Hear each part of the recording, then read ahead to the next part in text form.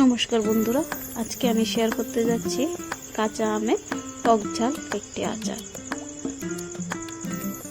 আমগুলোকে ভালোভাবে ধুয়ে দা দিয়ে এইভাবে কেটে নেব।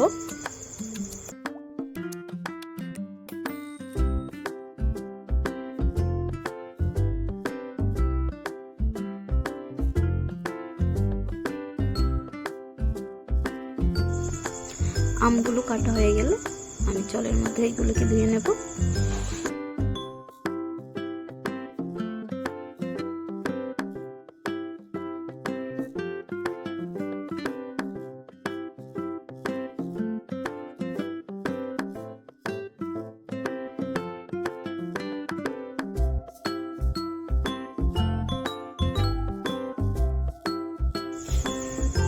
একটি কড়াইয়ে দিয়ে দেব সর্ষে তেল, শুকনো লঙ্কা, গোটা জিরে, সর্ষে পেস্ট,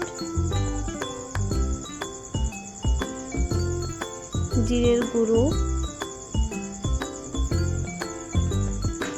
রসুন কুচি, হলুদ,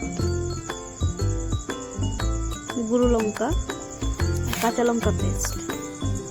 এগুলোকে ভালোভাবে নাড়াচাড়া করে নামিয়ে নেব।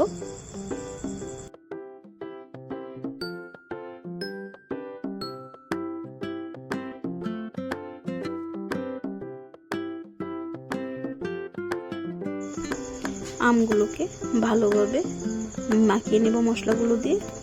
তারপর দিয়ে দেব তাতে অল্প ভিনেগার, যাতে আমটা অনেক দিন ভালো থাকে।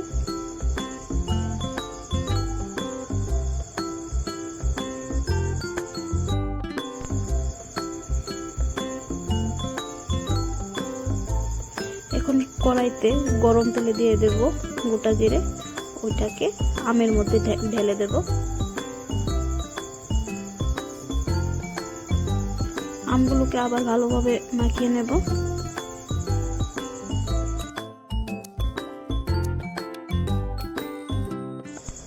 একটি পরিষ্কার বয়মে এটিকে ঢুকিয়ে নেব।